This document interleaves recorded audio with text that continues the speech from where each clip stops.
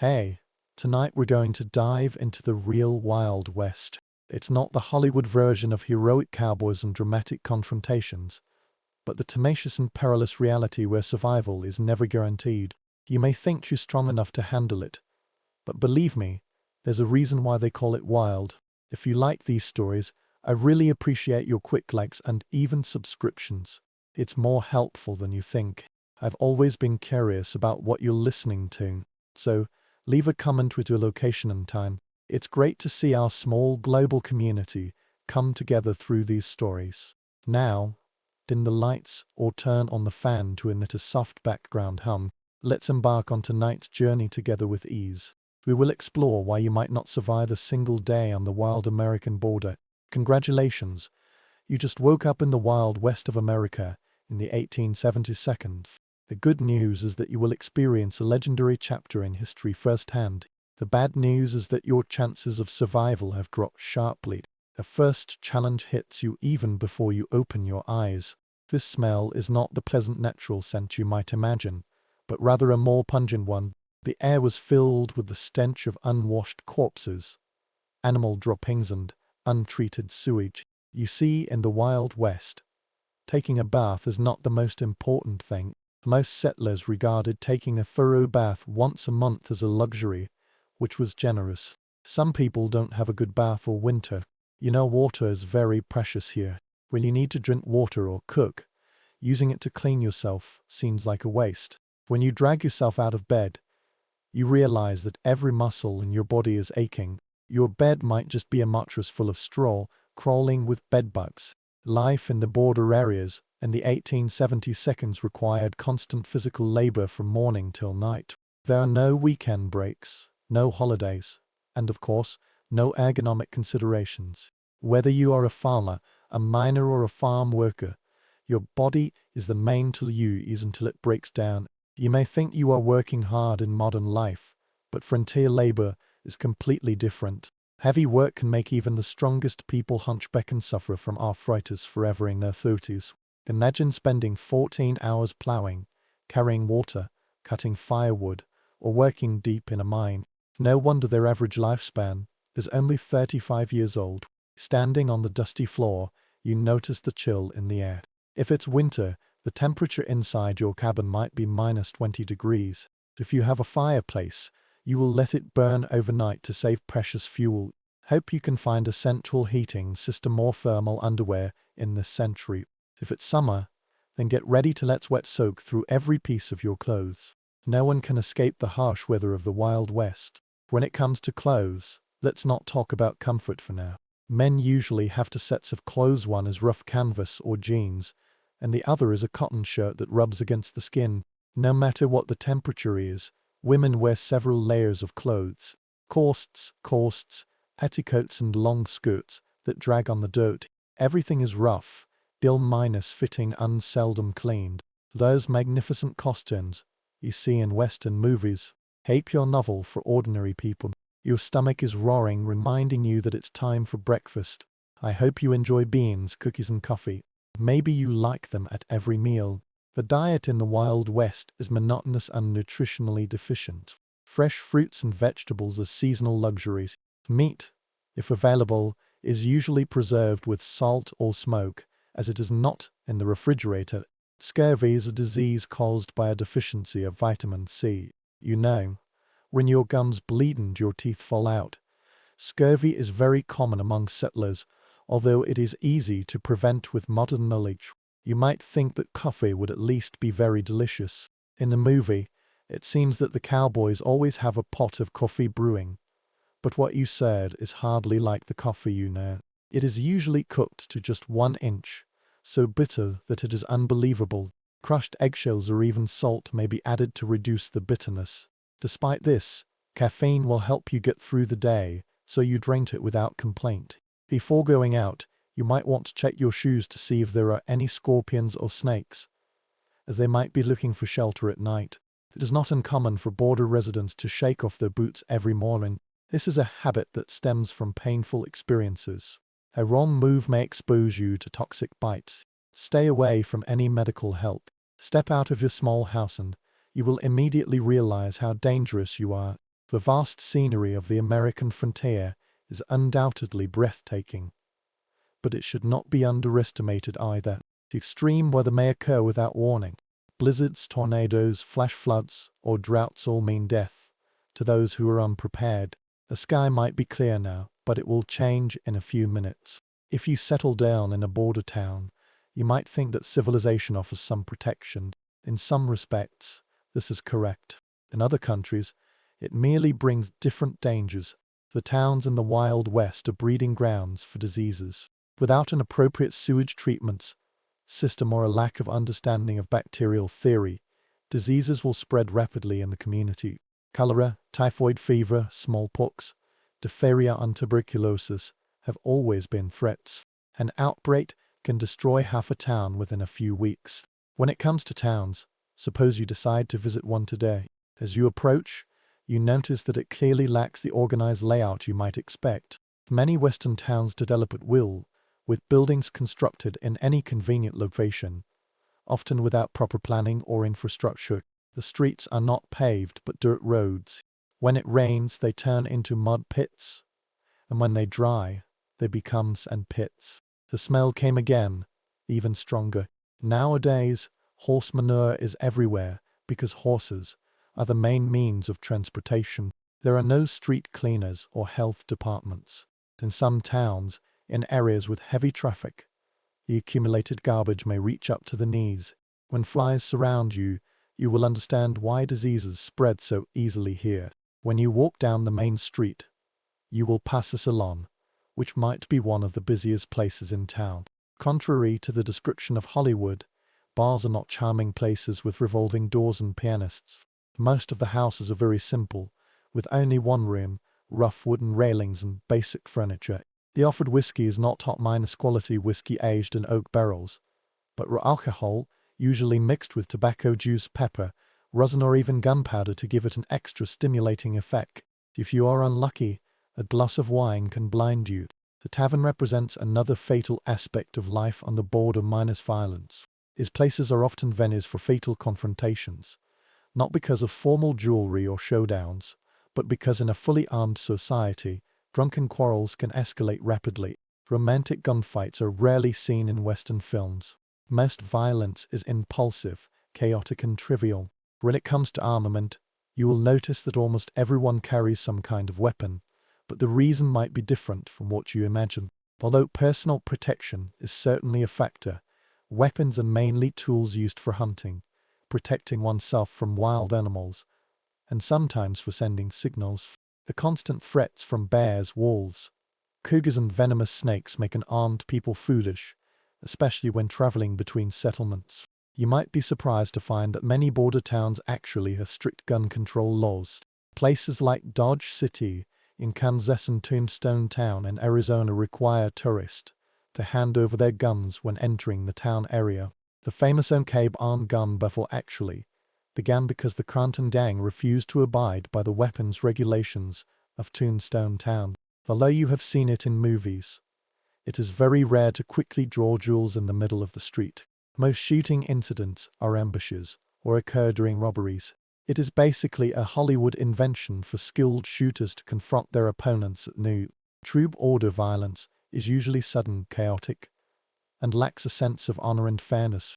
As you continued walking, you passed the local doctor's office.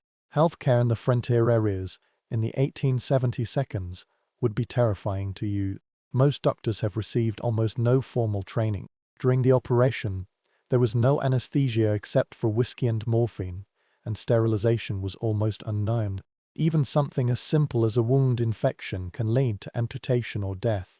Common treatment methods include bloodletting, mercury compounds, arsenic and other toxic substances, which often do more harm than good. In remote areas, the mortality rate of women giving birth is as high as 1/4. Dentistry involves extracting teeth with rough tools without anesthesia. Most people have suffered from years of painful dental problems before eventually losing their teeth. If you get injured or fall ill at the border, your survival often depends more on luck than medical intervention. Even minor injuries can be life-threatening due to infection. Fractures may never heal normally, causing chronic pain and disability to the residents in the border areas. The famous saying, "Only the strong can survive," has its literal meaning in the Wild West. Your stomach growls again and you realize it's time for lunch. You went to a local restaurant, which might just be an extension of someone else's. Their meals are charged. The food is no more diverse than your breakfast. The meat is very tough and often goes bad, despite a lot of smoking or salting. The vegetables, if any, are overcooked. Food safety standards do not exist. Therefore, disputes and food poisoning are common incidents. While having a meal, you might accidentally hear conversations about recent Indian attacks, illegal gangs, or the dangers of traveling alone. Although the violence of the Indians against the settlers was far less widespread than described in popular culture, in fact, the settlers and the U.S. military were more likely to be invaders. The border remains a place full of conflicts. The systematic displacement of indigenous peoples has caused tensions, and sometimes violence breaks out on both sides. As for lawbreakers, they are a real threat, especially in remote areas. There are few law enforcement agencies, and sometimes a sheriff is in charge of an area of thousands of square miles. In many places, the judiciary is carried out through spontaneous actions rather than formal legal procedures. Lynching rioters is common, and the concept of innocence, until proven guilty, usually does not apply. If you are accused of stealing a horse or a cow, you may be hanged from a tree before sunset. Whether you are guilty or not, after lunch, you decide to go to the local grocery store to buy some daily necessities. The price will shock you. Due to the difficulties and costs of transportation, basic necessities in border areas are much more expensive than those in the East. The price of a can of peaches is equivalent to $20 today. Many settlers spent most of their income on necessities of life, leaving little money for comfort or luxury goods. This store offers another glimpse into the reality of the border, which is isolation from the outside world. Mail delivery is neither frequent nor reliable. Newspapers may be out of date for several weeks or months. Information spreads very slowly. You may not get any news from your family in the East for several years. Many immigrants never saw their relatives again after moving westward. This psychological cost of isolation has led to a high incidence of depression, alcoholism, and suicide among the border population. As the afternoon passed, you noticed that dark clouds were gathering on the horizon.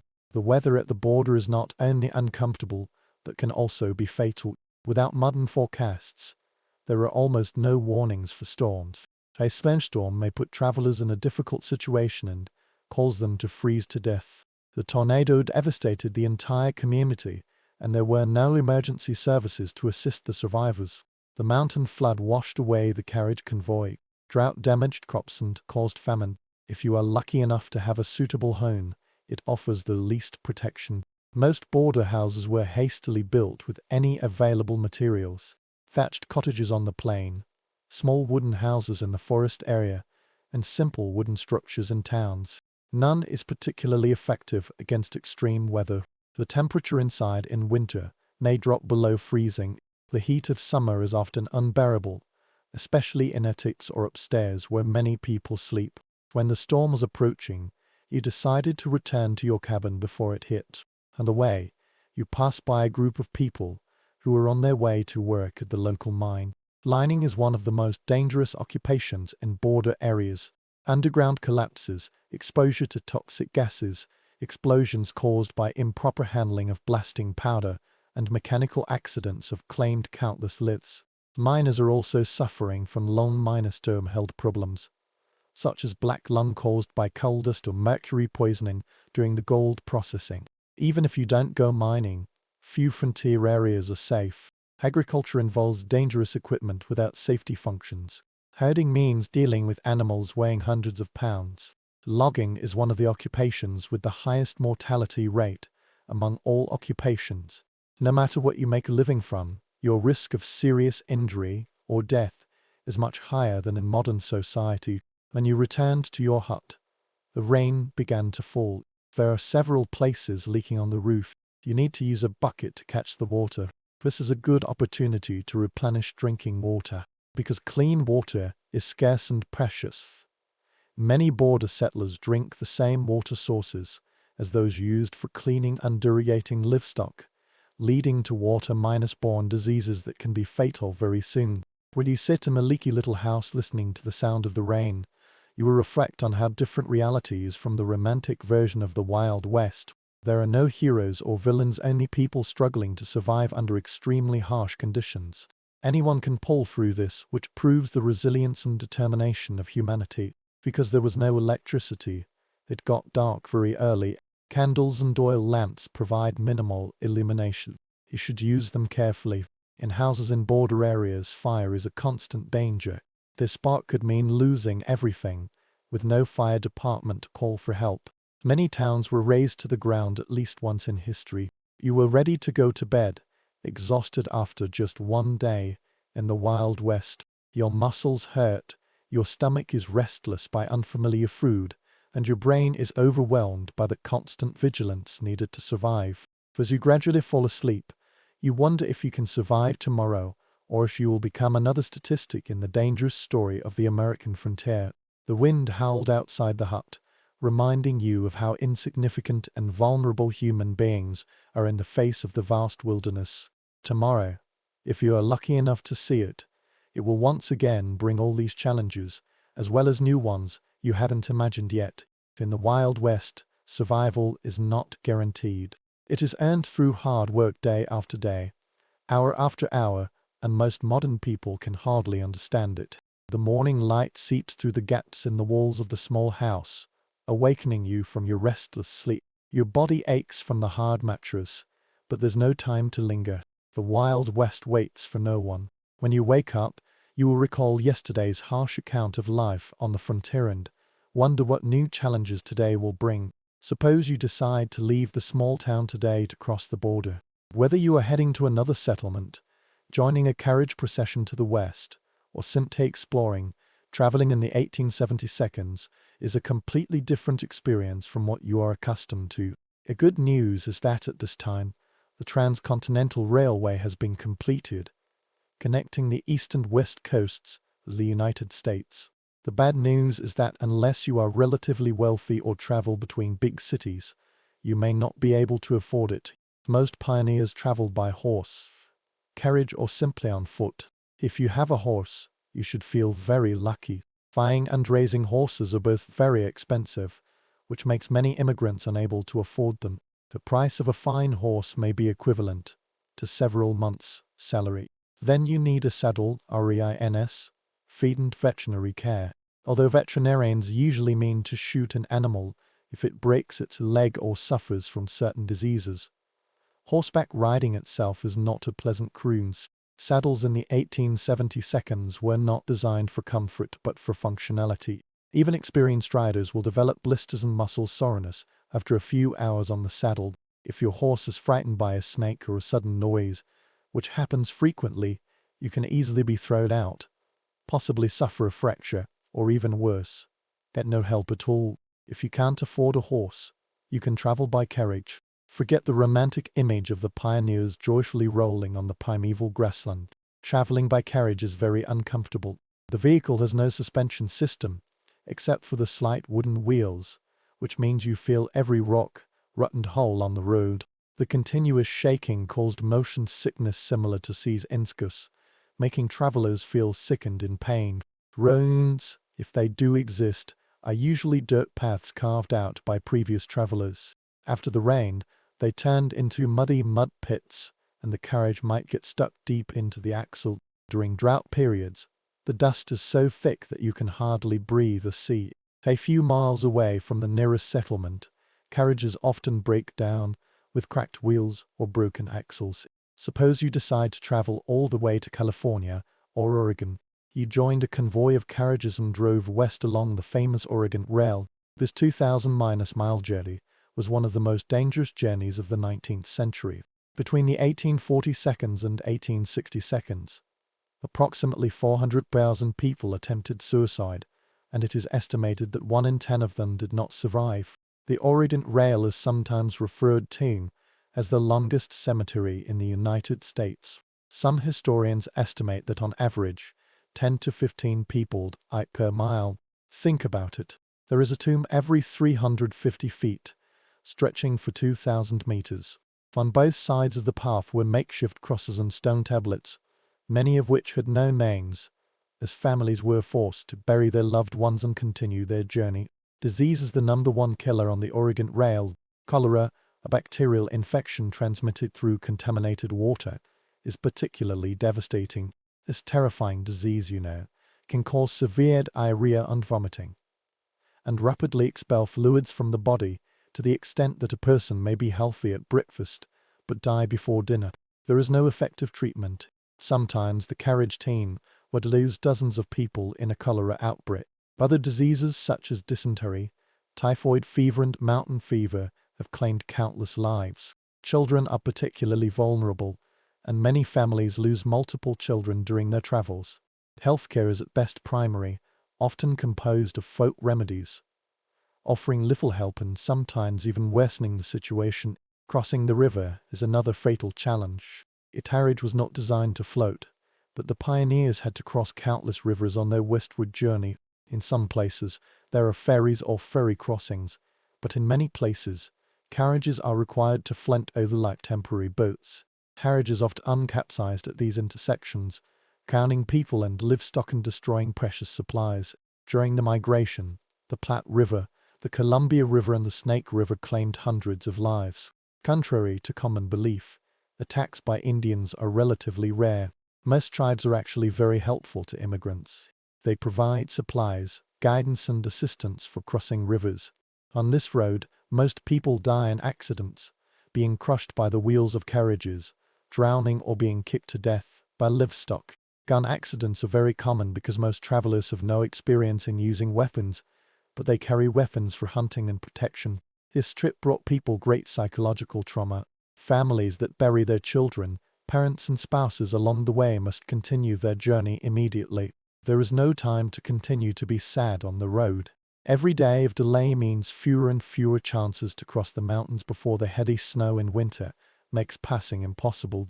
Constant stress, sadness and physical difficulties led to mental breakdowns for many travelers.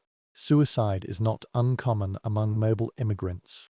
If you survive your trip in California or Oregon, your challenge is not over yet.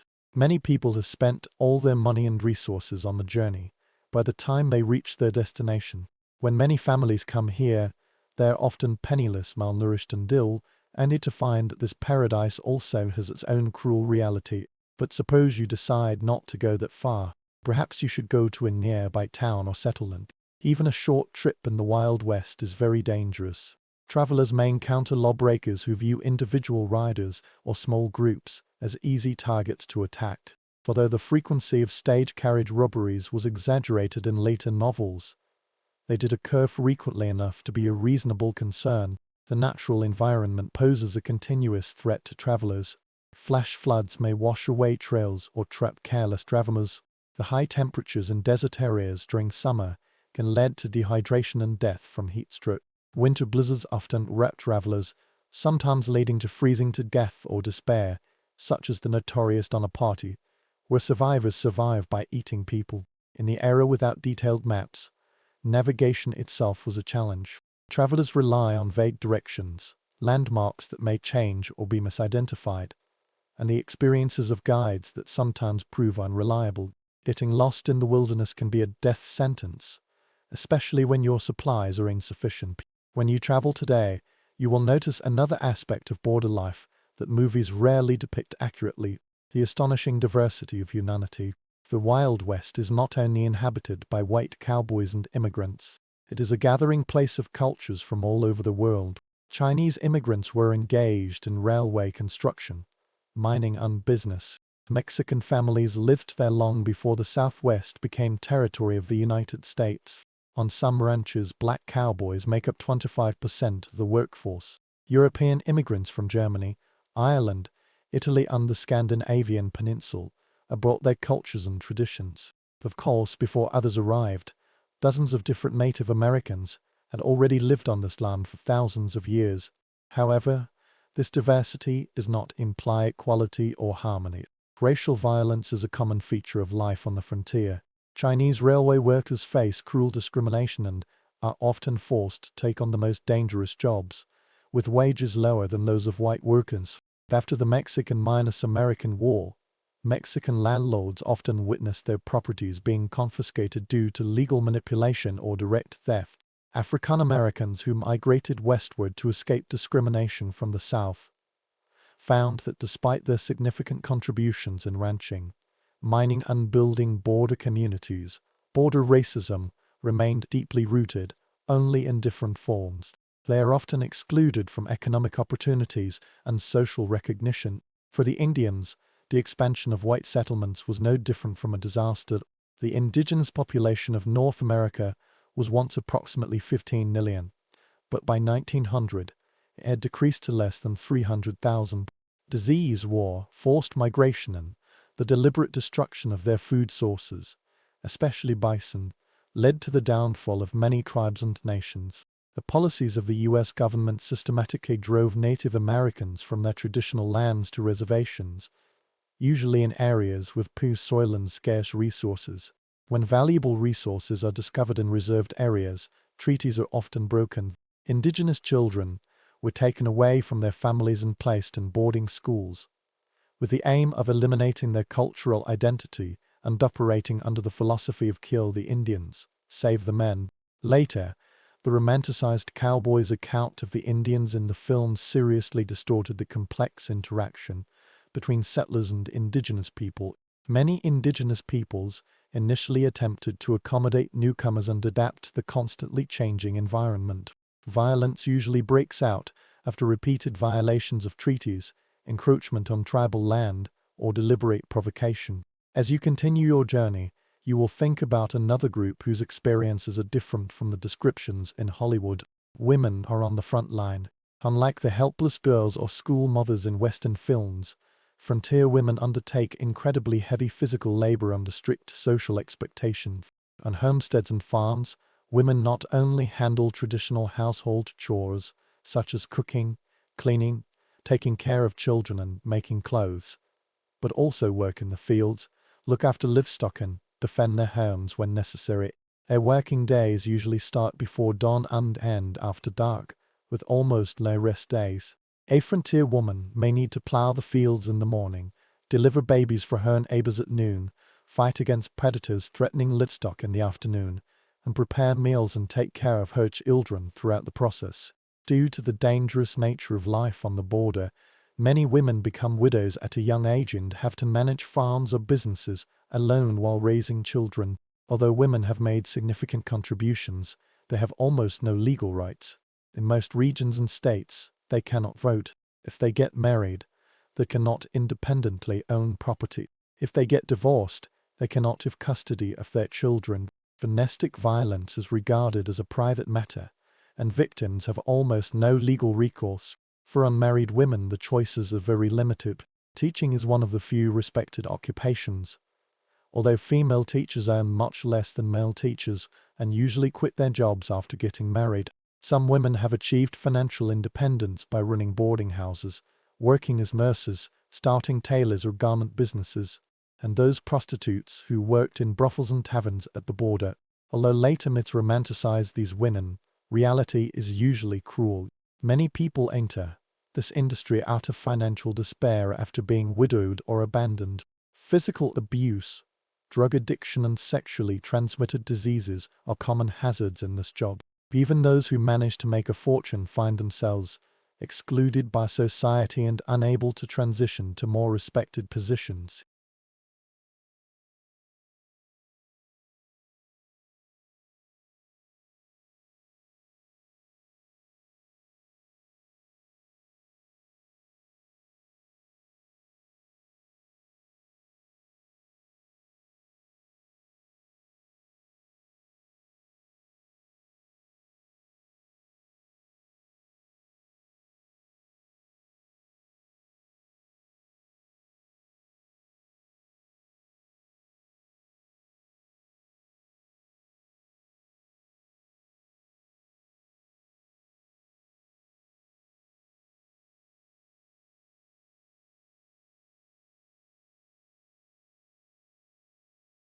Some women did find greater freedom in the frontier than in the East.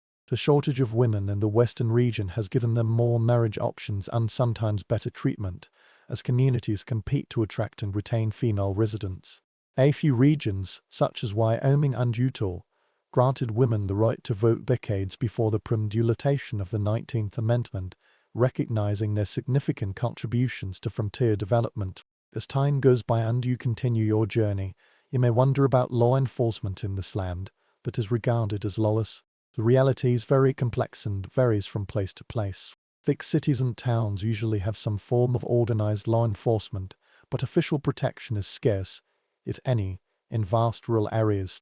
The county sheriff is an elected official responsible for maintaining order over sometimes vast territories. The sheriff may be the only law enforcement officer in an area of thousands of square miles, which makes regular patrols impossible. In emergency situations, they rely heavily on representing ordinary citizens to create opportunities to hunt down criminals or deal with violence. Town magistrates are responsible for law enforcement within the town and sometimes have several deputies in larger settlements.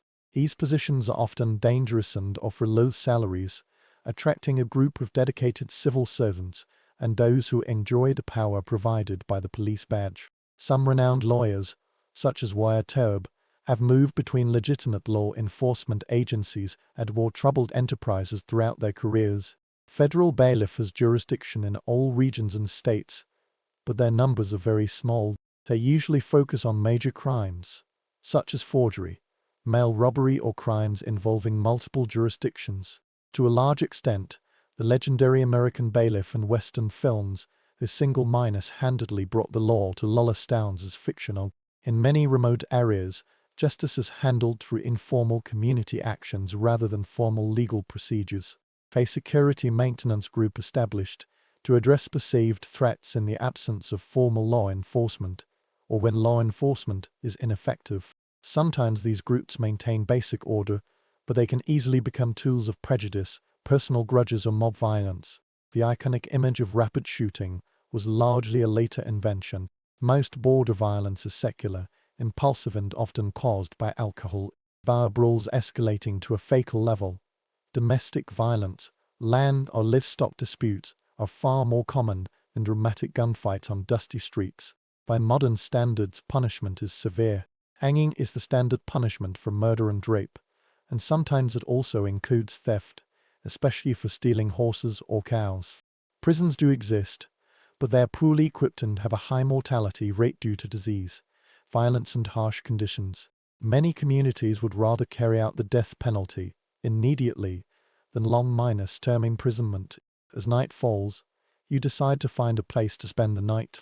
If you are lucky, you might find a small town with a hotel or a boarding apartment. Don't expect luxury. The accommodation conditions at the border are at best basic. A typical hotel room has a simple bed that may be full of bed bugs, a wash basin with a water jug and a wash basin, and perhaps a chair. The bathroom facilities are shared by all guests in the back outer room. The thin walls allow you to hear every move and conversation of your neighbors with minimal privacy. In a busy place, you might even share a bed with a stranger. Maximizing production capacity during busy periods is a common practice. Previous guests might not have changed the bed sheets, and the lighting was limited to candles or oil lamps. The cost of one night's accommodation ranges from 25 cents to $1, depending on the quality and location of the hotel. This is a considerable expense for many travelers, equivalent to the salary of an ordinary worker for several hours. To save money, many people choose to sleep in stables, barns, or simply under the stars, although these choices bring additional risk. If you travel in more remote areas, you might camp at night. This means that if you can find enough fuel, you start a fire, prepare a meal with your limited supplies, sleep on the ground, and are almost unprotected by natural factors or wild animals. Indigenous people, experienced travelers, and military scouts all have advanced techniques for safe camping, but ordinary settlers often made dangerous mistakes. Proper fire management is indeed a matter of life and death. If the fire is too large, it may cause grassland or forest fires and devour thousands of acres of land within a few hours. A building that is too small may not be able to provide sufficient warmth on cold nights, leading to hypothermia. Campfire cooking requires skills that modern people lack and often causes the food to roar while burning. When night falls and you are about to fall asleep, the dark sounds of the border surround you. Coyotes are howling in the distance. Strange birds are chirping. The wind whispers among the grass or trees. To those accustomed to modern light and noise pollution, the deep darkness and strange sounds of wilderness night often trigger intense anxiety. Many travelers do not sleep well at the border, not only because of physical discomfort, but also because they are afraid of the unknown dangers that may lurk in the darkness.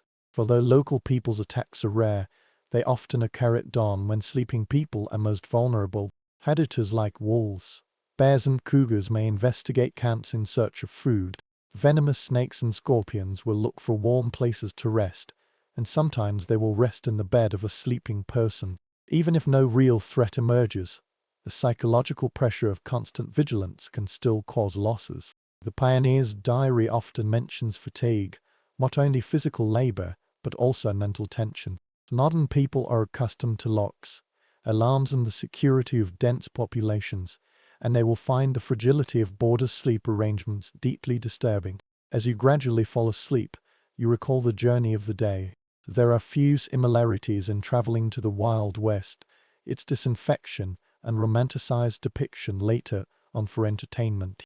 This is a tormenting, dangerous and uncomfortable life that most modern people cannot bear. From navigation without maps to emergency repairs and safe operation of firearms, all these skills require years of development, and mistakes are often fatal. The darkness grew deeper and deeper, and the voice of the night beast grew louder and louder. Tomorrow will bring new challenges. If you survive tonight, perhaps you will reach your destination, or you might become another unmarked grave on this road. Another piece of data has been added to the perilous story of Western expansion. The Wild West will not forgive anyone's weaknesses and will not give them a second chance. Every day we survive is a victory over great difficulties. A new day dawned at the border, and you had no idea how you managed to get through this night. This in itself is a victory for the Wild West. When you wake up your sleepy eyes and stretch your sore muscles, you are thinking about where your frontier experiences might lead. Today, perhaps you will go to a thriving mining town to try your luck, where it is said that one can get rich overnight. You've heard of the gold rush in California, the silver strike in Nevada, and the mining boom in Colorado. The story of an ordinary person finding a chicken nugget the size of an egg and getting rich overnight has attracted thousands of Westerners. What these stories fail to mention is the harsh reality faced by those who pursue their mineral dreams. Suppose you decide to try mining. What does this actually require? First of all, you need to claim it, which means finding unclaimed land with potential mineral deposits. This became increasingly difficult in the 1872 because the easiest unrich areas had been claimed several years earlier. If you are lucky enough to find a promising place, you need to register your application at the nearest government office and pay the required fees, which can be a considerable sum. Then the real work will begin. This is one of the most physically demanding labors in sand mining. Search for loose gold in the stream. You have to spend several hours bending over in the cold mountains and waters, sifting through the sediment with a frying pan or pan. Your hands will crack and bleed due to long minor-stern contact with water and rough materials. Your back will hurt because you are chit. After all these efforts, you will be lucky enough to find a few small gold pieces worth just a few cents. If you venture into hard rock mining and dig ore veins on mountains, the danger will multiply. Without modern safety equipment or engineering knowledge, digging tunnels in unstable rocks will lead to frequent collapses, trapping miners in place. The poorly ventilated shaft was filled with toxic gases such as carbon monoxide. Although it had no smell, it was fatal, suffocating miners without any danger warnings. It is extremely dangerous to blast rocks with black powder or explosives. When explosives detonate prematurely or the thrown rock debris turns into lethal projectiles, miners often lose their fingers, hands, eyes, or even their lives. Thunderous noises and continuous explosions have permanently deafened many people. Even if you avoid the immediate disaster, The long-term health impact is devastating. Miners constantly inhale fine rock dust, which leads to silicosis, a painful lung disease that gradually suffocates the victims. Mercury used in the gold processing can cause nerve damage, tremors and intellectual decline. Those who work in copper or lead mines absorb toxic metals accumulated in their bodies, leading to chronic diseases and premature death. In the 1870s, the mining industry actually had no safety regulations or supervision. The mine owner prioritizes profits over the welfare of workers, and injuries are regarded as part of the job. Medical care for injured miners is scarce and often ineffective. Serious injuries usually mean the end of a miner's career and livelihood, without disability support or worker compensation. After going through so many risks and hardships, what might be the possible rewards? Despite the myth of lucky prospectors, the vast majority of miners can only barely earn a living wage. By the 1870s, most people were working for large mining companies rather than independently, working 10 to 12 hours a day and earning $3. Research shows that shopkeepers, bar owners and prostitutes have always earned more than miners, and the dreams of miners have sustained border mining towns. When it comes to mining towns, they are notoriously rugged. The Najana community mainly composed of young single men engaged in dangerous jobs. With few women, families or civilized institutions, the consumption of alcohol is astronomical. The average alcohol consumption of residents in mining camps is several times that of a typical American today. Violence is all too common, with brawls, assassinations, and shootings occurring from time to time. The sanitary conditions in mining camps are usually poor, lacking planning or infrastructure. Human excrement and garbage are piled up in the streets and waterways. Typhoid, cholera and dysentery spread rapidly under these conditions. In warm months, the stench can be suffocating, and swarms of flies can spread diseases from waste to food. If you manage to find valuable ores, you are faced with the challenge of converting them into cash. The banking industry in the Wild West was primitive and often predatory. Many mining towns have no banks at all, forcing miners to carry gold, dust or ore and making them targets of theft. Some bars and grocery stores offer the purchase of gold, but the price is often much lower than its actual value, taking advantage of the miners' limited options. Where banks do exist, their operations are subject to the least regulation or supervision. Bank failures are very common, often wiping out customers' life savings without warning or recourse. Many bankers are just confident people. They open stores, collect deposits and disappear overnight with all their funds. Without the support of the federal government, paper money is issued by individual banks, and its value fluctuates sharply according to the reputation of the banks. Counterfeit money is widely circulated, and even experienced merchants can be deceived by well-made counterfeit money. The safest currency is gold or silver coins, but carrying them makes one a target of robbery. Perhaps after considering the dangers and disappointments of mining, you decide to give the ranch a try.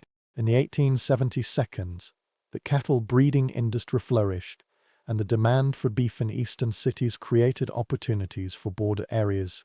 Of course, this will be a healthier and more profitable enterprise. The ranch does avoid some of the most serious health hazards of mining, but it also brings its own unique dangers and difficulties. Starting a ranch requires a large amount of capital. Land, livestock, equipment and buildings are all major investments.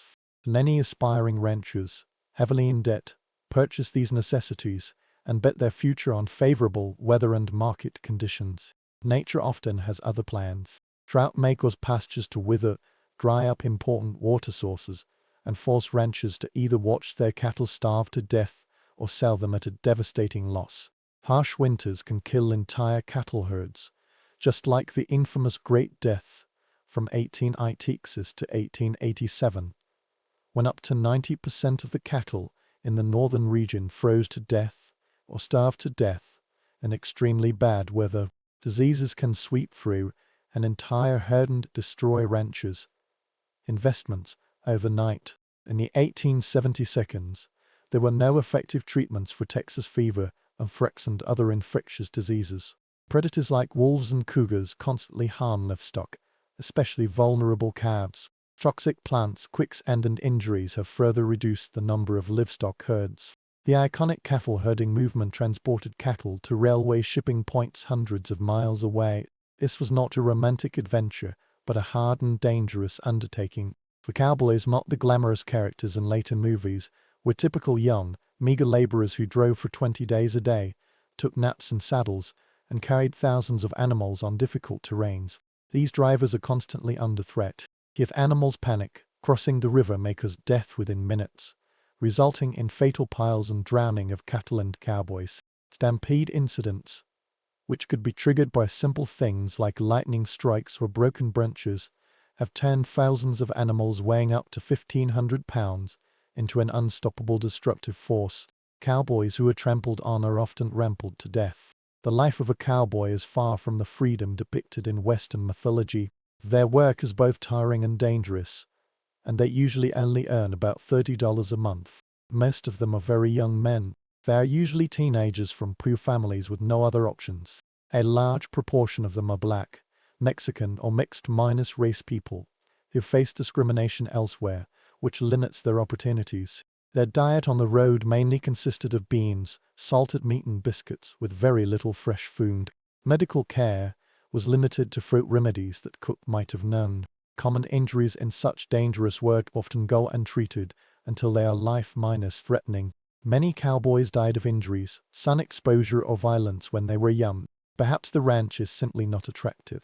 What about agriculture? Can growing food, as the most fundamental activity of human beings, provide a more stable and less dangerous way of life in border areas? The Homestead Act of 1860 opened up a large area in the West for settlement, offering 160 acres of land free of charge to anyone willing to live and improve on this land for 5 years. This seems like an incredible opportunity for someone with little money to become a landowner and build an independent livelihood. Facts have proved that reality is far more challenging than promises. First of all, 160 acres may sound large, but in the arid regions that make up most of the available land, this is often not enough to support a family. Traditional Eastern agricultural methods failed in these environments because the rainfall was only a fraction of what the pioneers were accustomed to. Many settlers were not familiar with the dryland farming techniques needed to succeed in these areas. Starting a frontier farm requires a great deal of physical labor. The first task is to build a residence, usually a thatched house on a plain without trees, constructed by cutting and stacking thick grassland turf. These thatched cottages are dark and damp. They leak whenever it rains and hide insects and snakes inside. If they are not maintained frequently, they will collapse. Then comes the arduous work of clearing the land for planting. The turf on the grassland is formed by thick grass roots. After several centuries of development, it has been very difficult to cultivate with the equipment available to most settlers. Just preparing a few acres of land may take a year or even longer. This job demands so much physical strength that it has permanently damaged the health of many farmers. Once the crops are planted, farmers are confronted with threats from all directions. Drought can cause plants to wither before harvest. Heavy rain can wash away seedlings or submerge fields. Barely frost kills crops before harvest. Grasshoppers landed in groups, eating everything green they passed by, and sometimes even the handles of tools left in the fields.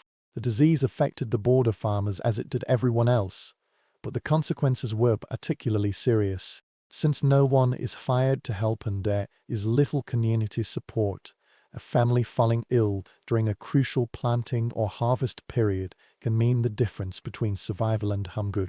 Women often continue to work in the fields during pregnancy or just a few days after giving birth, taking health risks because work simply cannot wait. Farm accidents are very common and often fatal. The self-made tool broke and caused injury. The animals were in a panic and trampled on their keeper. Even a successful harvest can lead to death.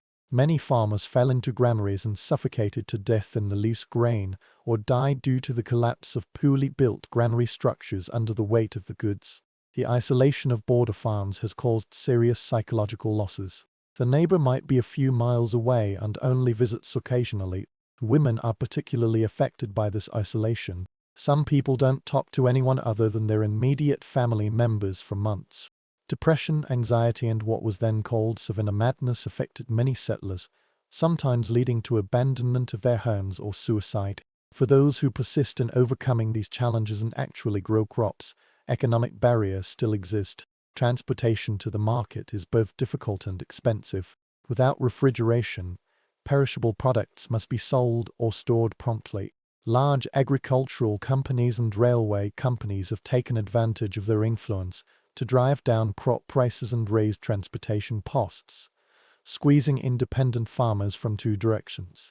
By the 1870s, another option emerged in the frontier regions, working for wages in developing towns and industries. Perhaps this offers a safer and more stable path than high-risk mining, ranching, or agriculture.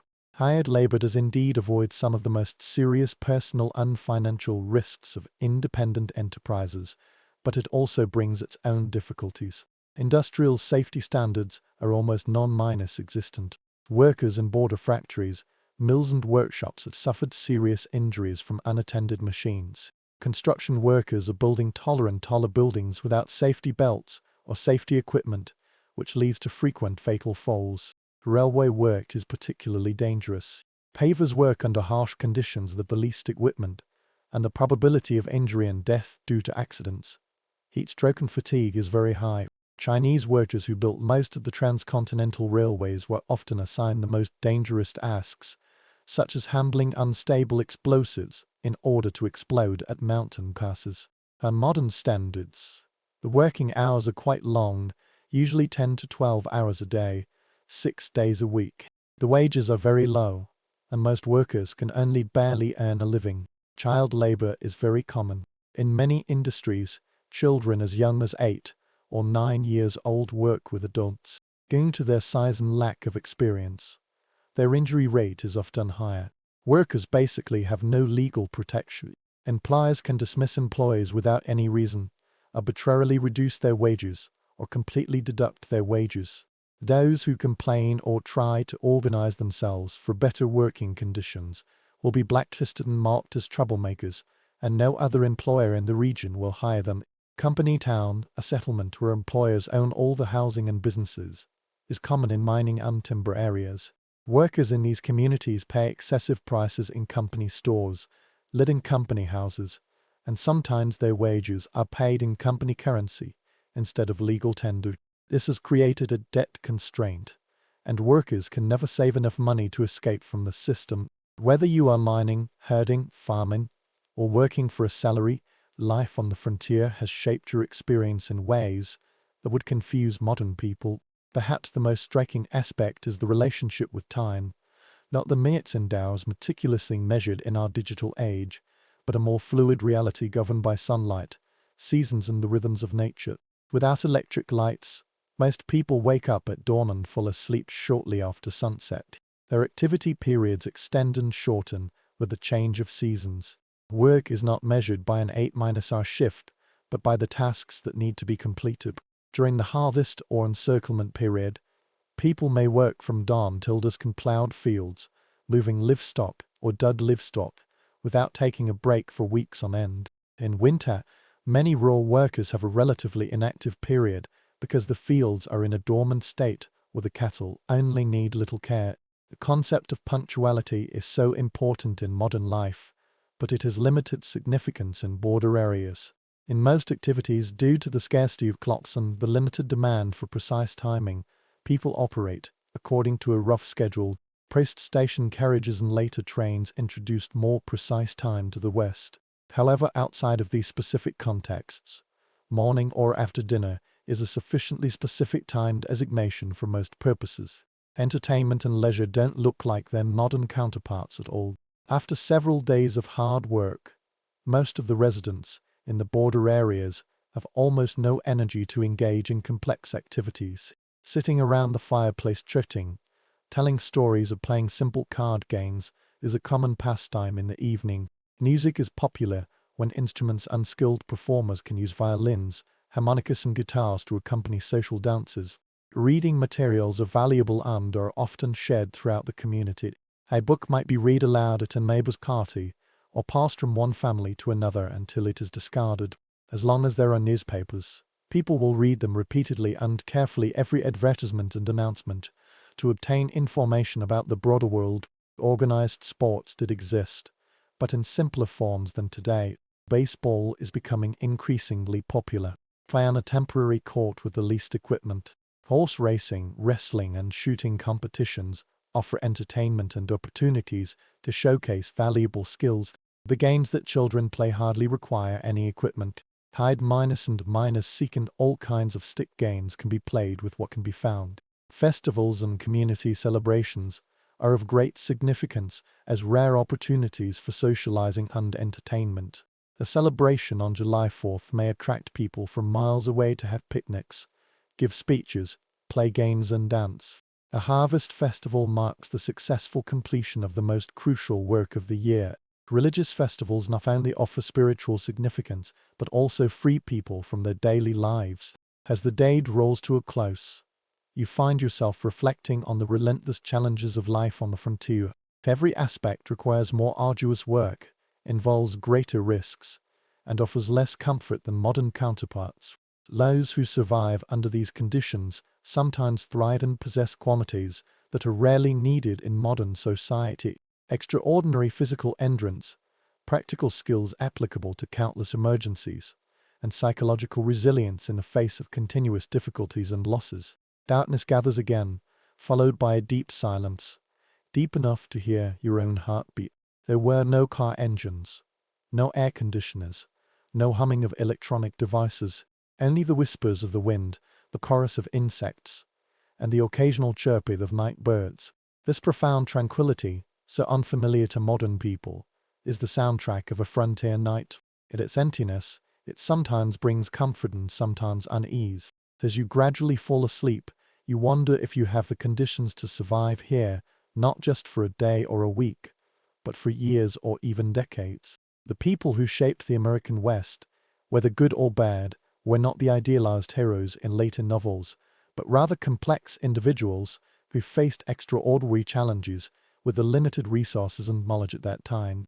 Their story, stripped of the romanticism, is a human endurance to conditions that would doctor many of us to the brink of collapse today. The cool air of the night envelops you like a blanket, and stars appear in our modern world polluted by light, showcasing a splendor that is impossible to see. This is at least a kind of pure beauty experienced by the people in the border areas, and few people today can fully appreciate it. A Milky Way streaks across the pitch-black sky, connecting them with the panoramic view of the universe that their ancestors had witnessed for countless generations. In the Wild West, morning comes again, followed by hunger, the eternal companion on the border. Food in the 1870 seconds. Rest and diet, its bear little resemblance to the diverse and convenient ones you are accustomed to in the modern world. Let's explore how to keep ourselves well-fed in such a harsh environment. The good news is that in many regions, games are still relatively abundant. Deer, elk, rabbits and all kinds of birds can supplement your diet if you have the skills to hunt them. The bad news is that hunting requires ammunition, which is expensive and may need protection. It also requires time away from other important work, which makes it an unaffordable luxury for many settlers during the busy season.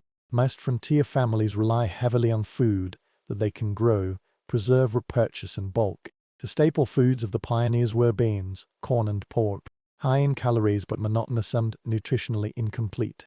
Fresh fruits and vegetables are only available in season for a few months at most, while wintered diets usually contain no fresh produce.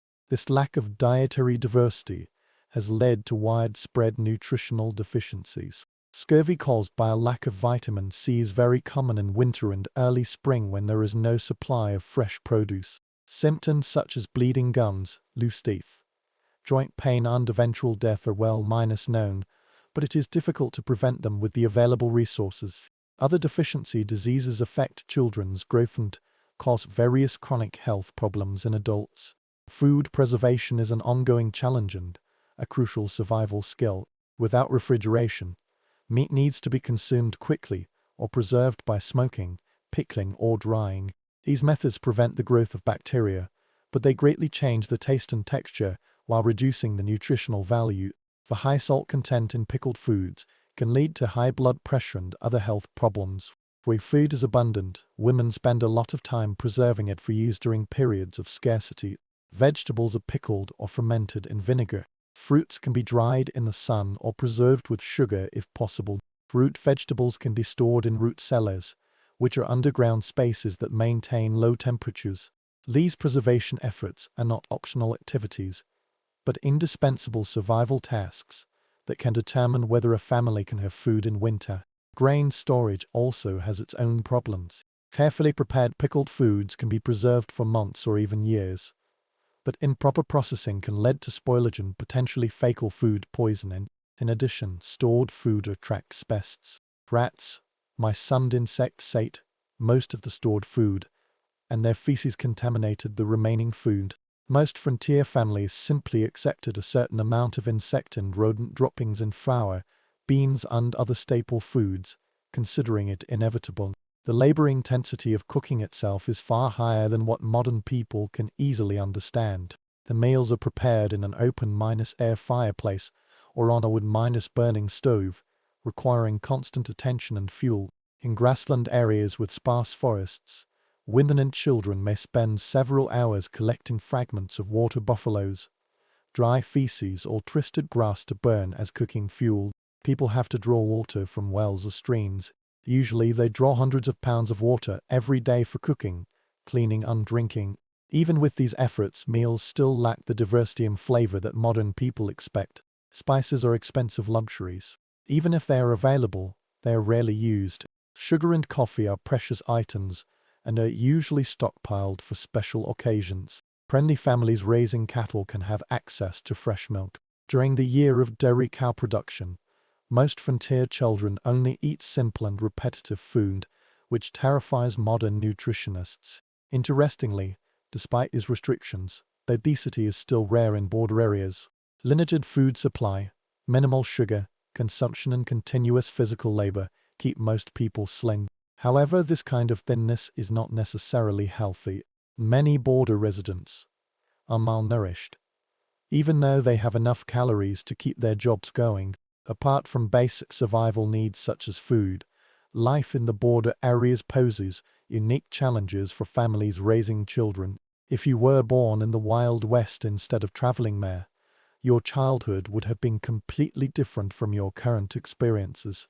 Childhood itself had a different concept in the 19th century. Children aged 6 or 7 are expected to make meaningful contributions to the survival of their families, not as household chores and education, but as indispensable economic contributions. Young children look after livestock, collect eggs, pick vegetables, look after their younger siblings, and help complete countless other tasks, freeing adults from heavy workloads.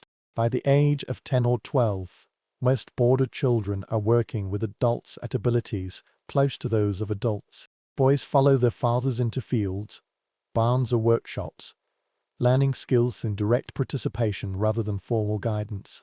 Girls work with their mothers to learn the complex household skills necessary for cutting-edge housekeeping, not just simple housework, but the production of necessities such as clothes, pickled foods, candles, and soap. This early adulthood extends to other areas of life. Children cannot escape the cruel reality around them. They witness births, deaths, animal slaughter, and violent conflicts that sometimes occurred in border communities. People expect them to understand and adapt to these realities rather than protect them from their influence. Just as modern people understand, education in border areas is limited and inconsistent. In established towns, schools may only be open for a few months each year, usually during the winter when agricultural activities are at their lowest. A teacher, who usually has little education of his own, may be in charge of students aged 5 to 17, all of whom study in one room. The physical conditions in these schools are quite challenging. The insulation effect of the building is very poor, resulting in cold winters and suffocating warm months. The supply is scarce, perhaps only a few shared textbooks. For writing, tablets have to be constantly erased and reused, and the paper is also very limited and is regarded as a precious resource. Corporal punishment is the standard form of disciplinary action. involving whipping or beating minor violations, such as whispering or not remembering designated materials.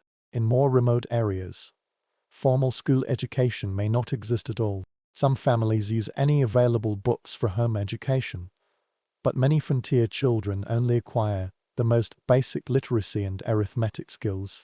If their education focuses on practical knowledge, how to predict the weather, track animals, prepare soil for planting, treat common injuries, and carry out countless other tasks necessary for survival. Throughout the border period, the child mortality rate remained astonishingly high. About a quarter of children died before reaching adulthood, with the highest risk in the first 5 years of life. Diseases that modern medicine can easily prevent or treat. Measles, diphtheria, scarlet fever and pertussis often led to the death or permanent disability of young children. The death toll caused by the accident is even higher because in an era where survival requires taking risks, child safety is a strange concept. The psychological impact of such death on children and parents is hard for modern people to understand. Most children grow up watching their siblings die. Parents expect to lose their children. If an older sibling passes away early, they usually give the subsequent child the same name. This approach may seem strange today, but in an era when death was a daily occurrence, it reflected a different relationship with death. Perhaps nothing can more clearly illustrate the gap between the cutting-edge and modern life than health and medicine. If you were ill or injured in the West of the 1870s, your experience would bear little resemblance to modern healthcare. The first difference is the lack of professional medical care in most cases. Doctors are in short supply. Many communities have no doctors at all. Those who practice medicine in border areas usually have received very little training, perhaps just a short apprenticeship or a few months in medical school. Their knowledge reflected the medical science of that era, which still heavily relied on theories like humoral balance, which shared more commonalities with medieval medicine than with modern medicine. As professional care is unavailable, most health problems are addressed through home remedies and folk medicine. Every community has people, usually women, who are renowned for their therapeutic skills and draw on traditions from different cultures.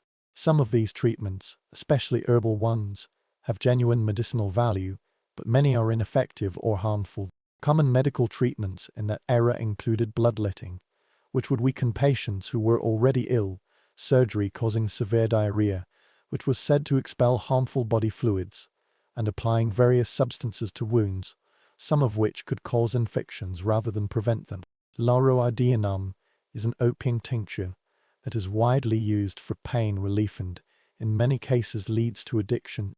Although mercury compounds are toxic, they are still used for a variety of diseases. Even if the treatment has some effectiveness, impure drugs can still cause problems.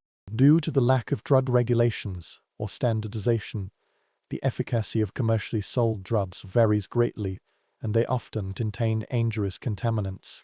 Many of the patented drugs sold under POS mainly contain alcohol, providing temporary relief through poisoning rather than addressing the underlying disease. Surgeries and border conditions are particularly terrifying. Apart from alcohol, whiskey, or opium, there was no effective anesthesia, and the patient endured unbearable pain during the operation. Sterilization is an unknown or inconsistent practice that leads to rampant post-operative infections. Amputation is the standard treatment for severe limb injuries. Wounds and knives may be wiped clean, but they are never properly disinfected. The birth of a child may represent the most striking contrast between cutting-edge and modern medical experience. Women usually give birth at home. If there is a midwife is hired. If not, a female relative is invited. Without prenatal care, many complications are not discovered until delivery.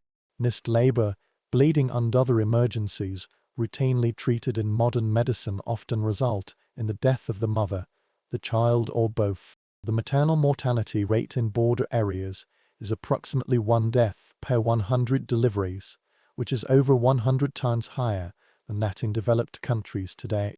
Many women know each time they get pregnant that this might be the last experience of their lives. During this period, men's diaries and letters often mention the heart-wrenching reality of raising their children alone after their wives had difficult labor.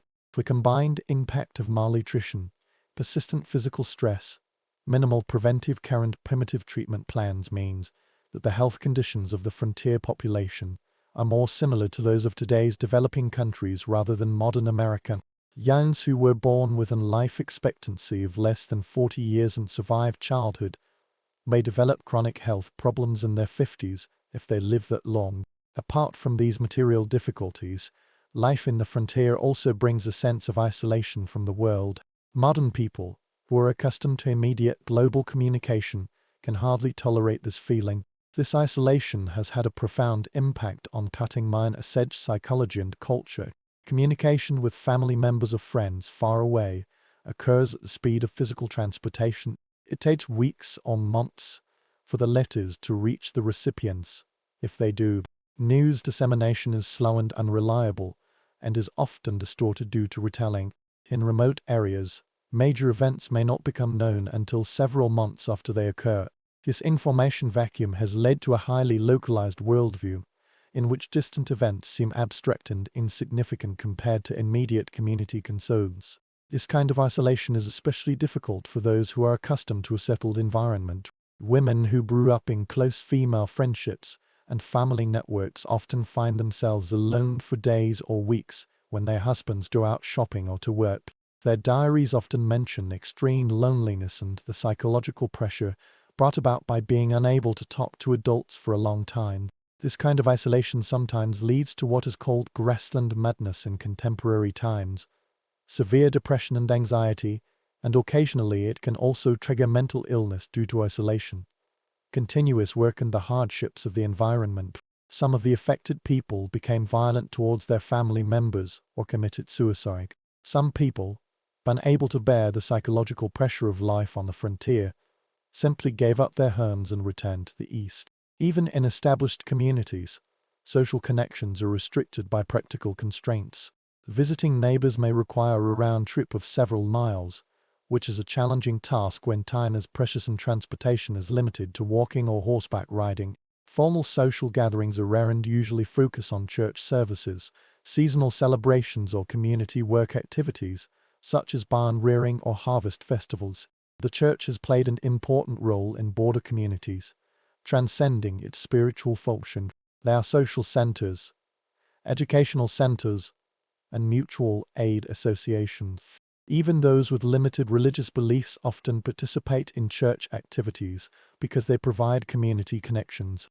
Religious leaders, pastors, priests, so on minus professional missionaries often play roles far beyond religious guidance, serving as teachers, dispute mediators and community organizers. The establishment of community institutions is an important milestone in the development of border areas. Building schools, churches or conference halls represents a commitment to permanent settlement rather than temporary exploitation. These institutions help transform mining camps or trading posts into towns with collective identities and a shared future.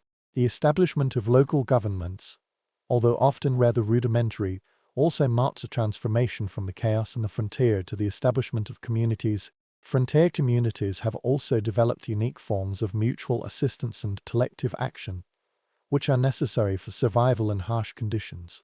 Barn rearing and house rearing enable families to complete large scale construction projects that individual families cannot accomplish.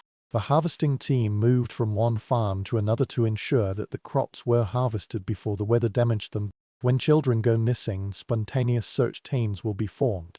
These cooperative traditions reflect a reality that no individual or family can survive at the border entirely on their own. This kind of community interdependence coexisted with the individualism that was latently mythologized in frontier narratives. Both of these factors are necessary responses to the cutting-edge conditions. Self-reliance is for daily survival, and community cooperation is for challenges beyond individual capabilities. The tensions among these values have shaped frontier cultures and continue to influence Americans' attitudes towards government, community, and personal responsibility. As another day in the Wild West draws to a close, you find yourself contemplating the mental and emotional resilience required to endure such conditions year after year. People living on the border of the United States are not supermen. They suffer, struggle, and sometimes even break down under the relentless pressure of the environment. However, many people have adapted and persisted, developing skills and perspectives that enable them to find meaning and even happiness in difficulties. Darkness once again envelops you, bringing the deep silence of pre-minus industrial nights. The experiences of this day gave you a glimpse of a world that was both familiar and completely strange, a world where survival requires constant vigilance. There, comfort is scarce and luxury is almost non-minus existent. There, death is a daily companion, not a distant stranger. As sleep approaches, you wonder who has chosen this kind of life or is forced upon them by the environment. What drove them to the West? What sustains them through blizzards, droughts, diseases, and losses? How will they view the world they have strived to create? A world of abundance and security that they could never have imagined. They laid the foundation through hard work and countless sacrifices. Questions follow you into the endless grasslands, towering mountains, and the dreams of taming the faces of the Wild West. Not through romantic gunfights, but through the unwavering heroism that persists every day in the face of overwhelming difficulties. Their stories, stripped of the charm of Hollywood and frontier myths, prove the adaptability of humanity and the extraordinary courage of ordinary people in the face of extraordinary challenges. At dawn, this will be your last day in the Wild West, where the golden sunlight spreads over the earth. You will take some time to enjoy the pristine beauty that attracts so many people to the West. Despite the dangers and hardships, the frontier is a place of astonishing natural magnificence. The vast grassland undulates like an ocean, mountains sweep across the sky, and canyons pierce deep into the earth. At least, this kind of beauty is not an invention of Hollywood, but even this relationship with the natural world is quite different from the modern environmental perspective.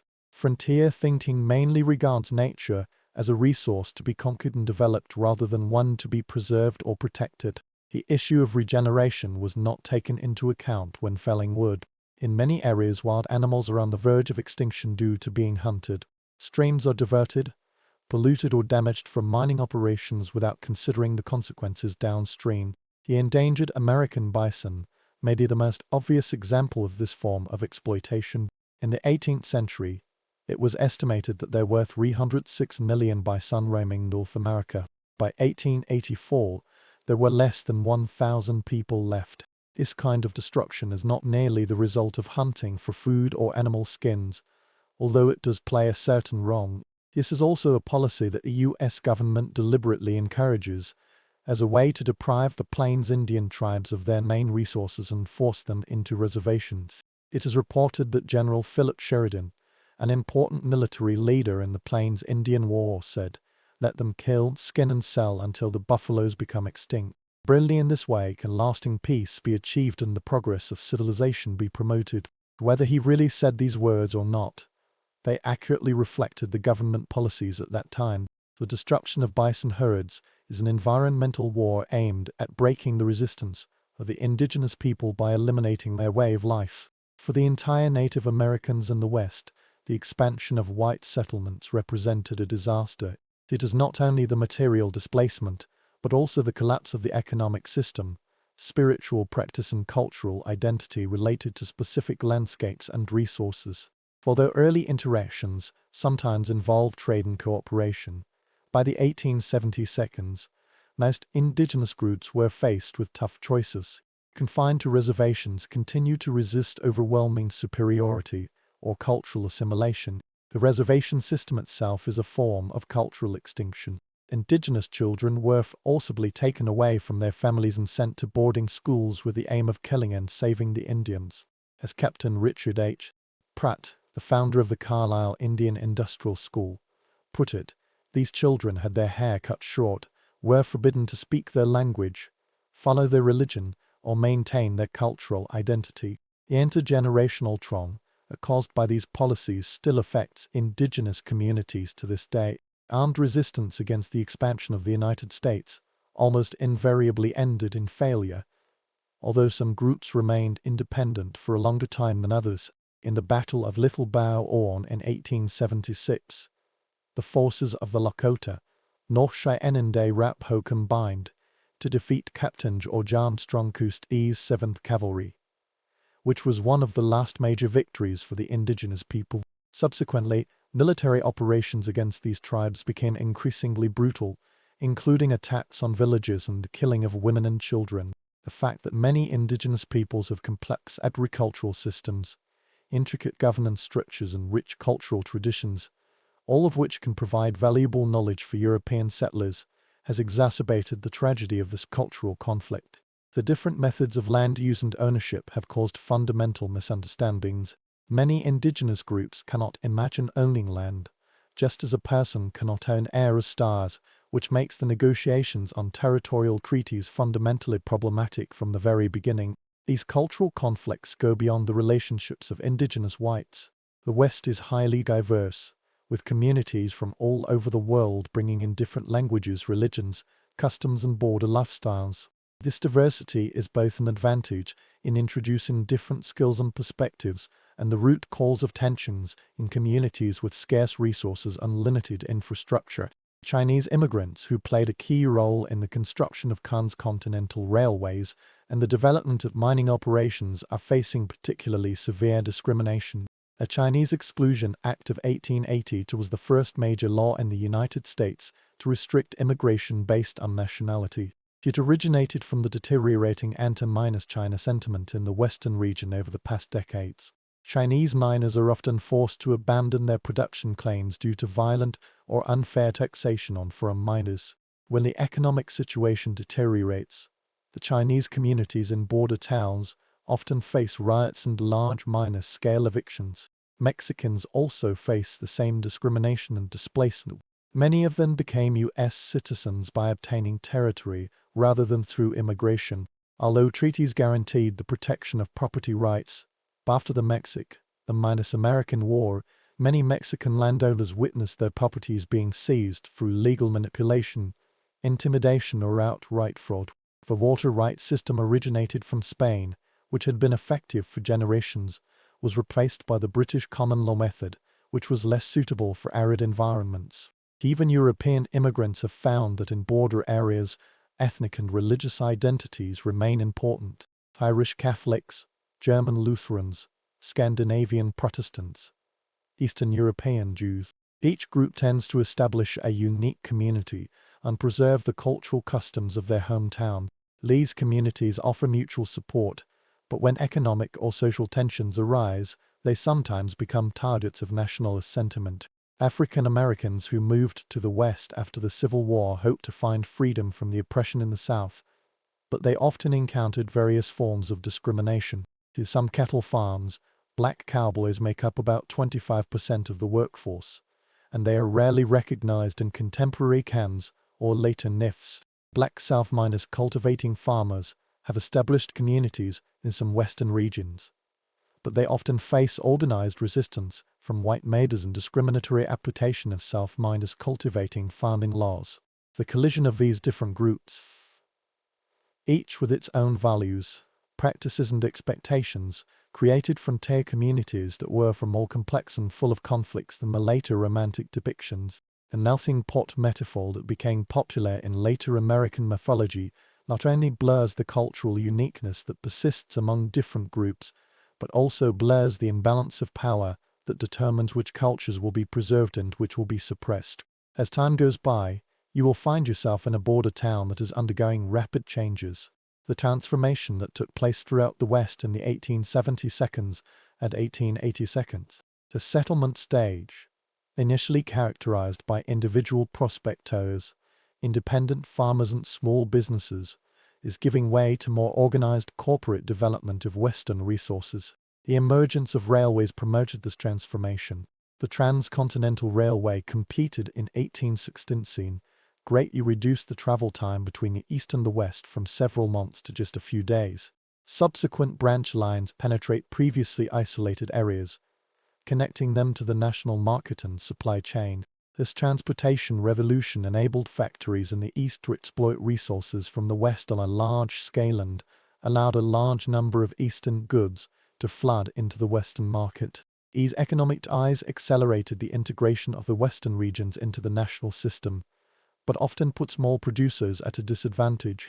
Independent miners cannot compete with large mining companies, which have brought industrial methods and capital investment. Family farms struggle against agricultural enterprises that operate large tracts of land. Small ranchers find themselves being squeezed by bulk companies that have investor support and political connections.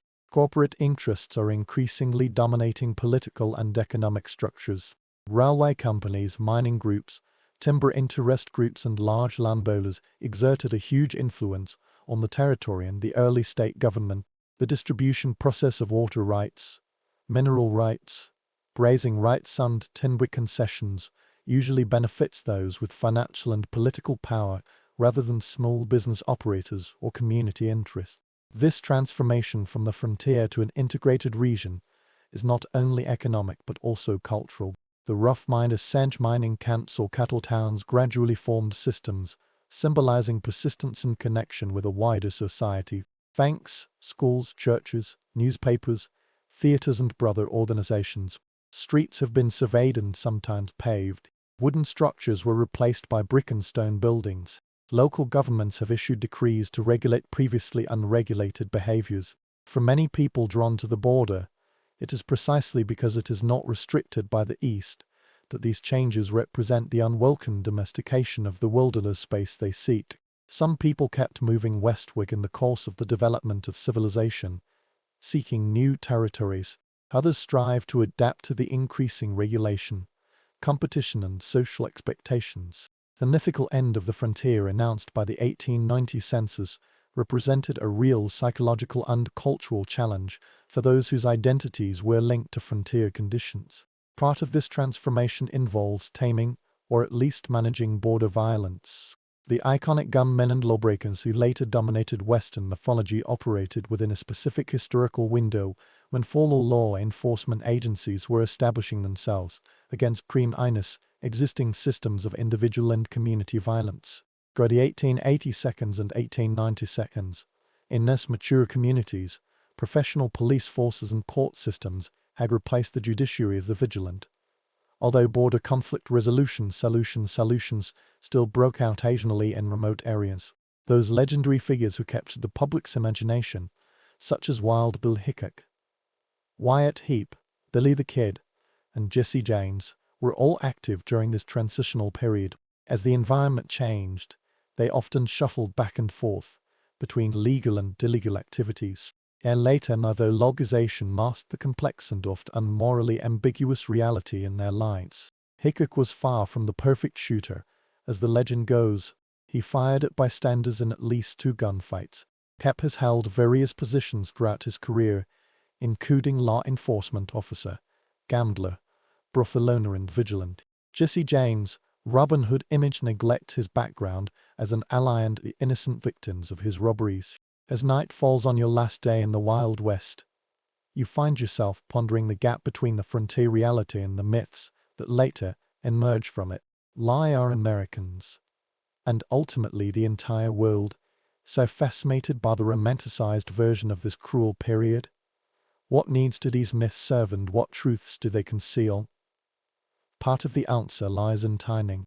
The most intense period of creation of frontier myths occurred precisely when the actual frontier was vanishing.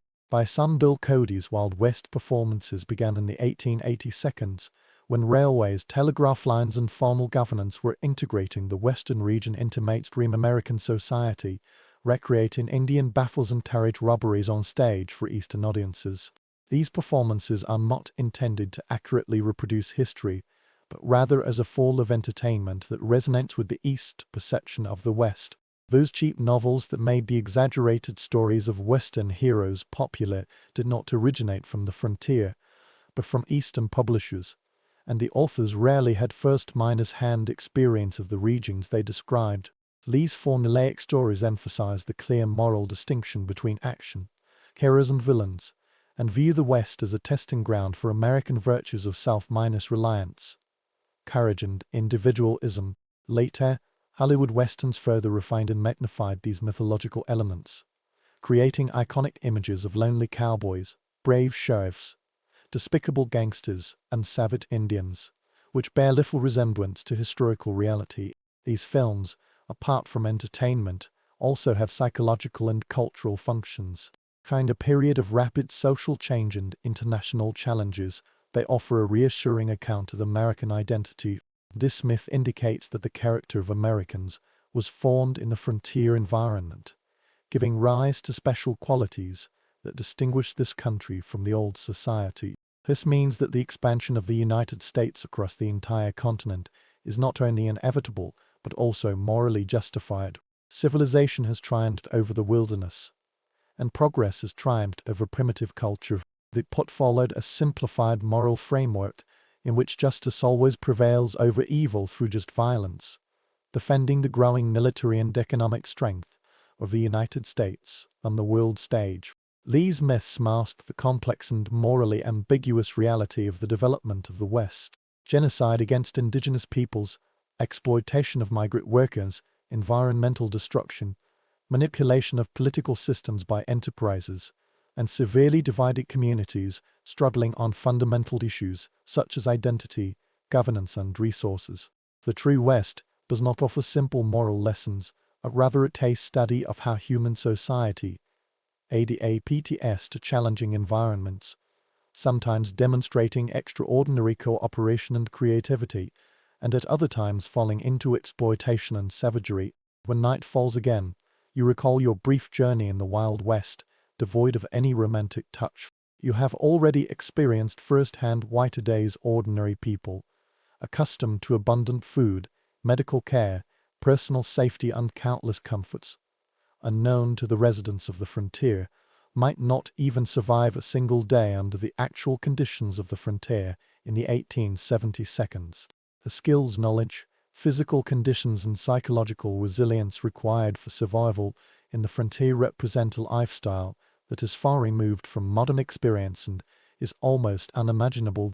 However, there are still certain things in this world that fascinate us. Perhaps this is the most fundamental and original honesty in life. Tasks have direct results, and achievements represent a real victory over the constraints of nature.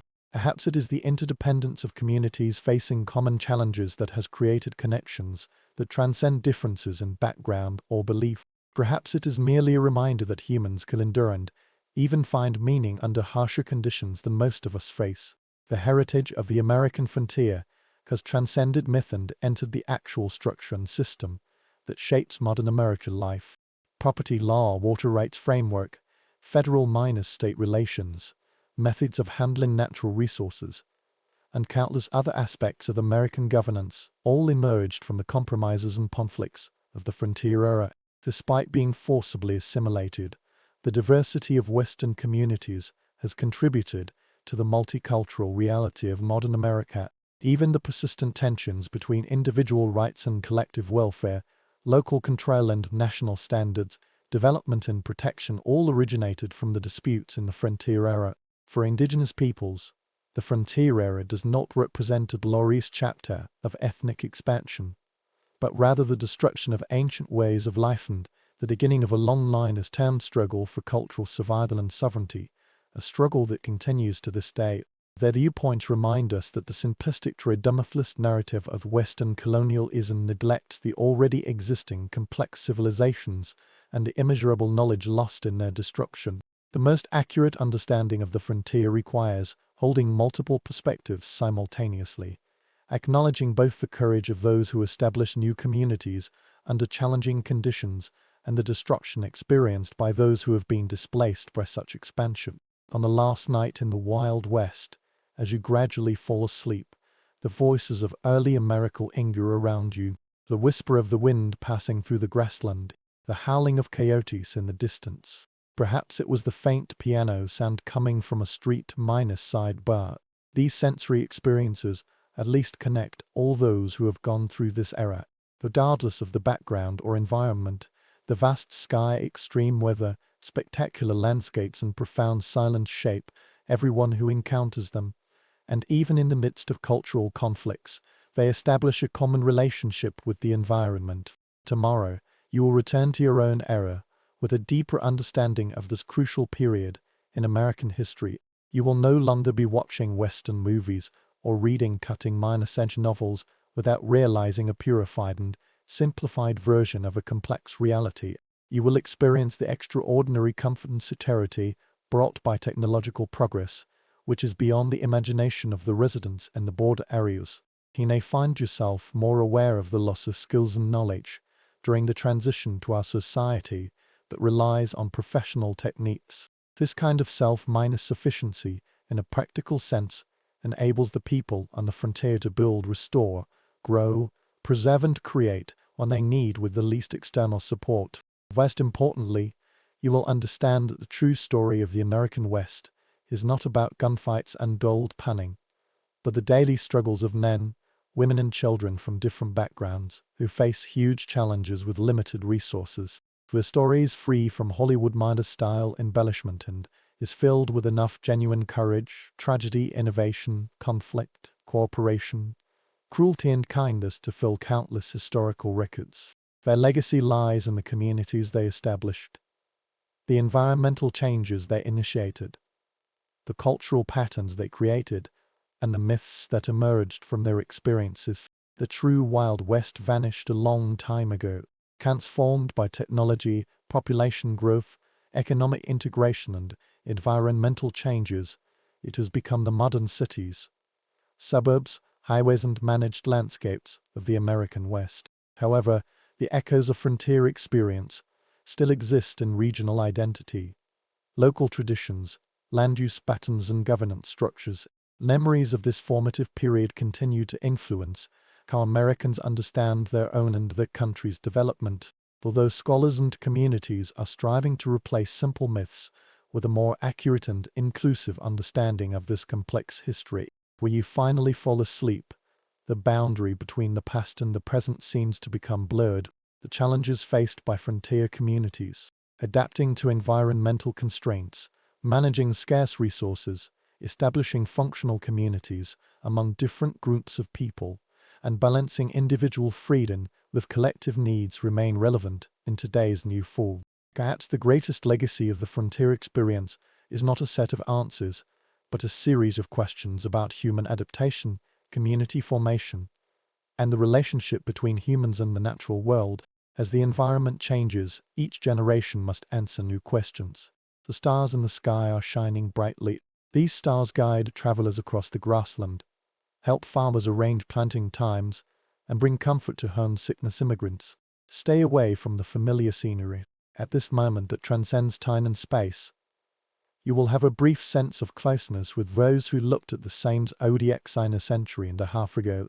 They are curious about what tomorrow will bring to a world where survival cannot be guaranteed, but in our more comfortable era, the harshness and beauty of life are experienced in a strong way. Sleepiness finally came, followed by a harsh yet magnificent Western dream. Here, human fragility and resilience are displayed to an equal extent. Here, different ethnic groups collide with each other and sometimes cooperate to form a country. Here, every moment of the daily struggle for survival is filled with an extraordinary connection to the magnificent landscape. The true Wild West, stripped of romantic fantasies, offers a window into the most fundamental, challenging, terrifying, and occasionally noble aspects of human experience.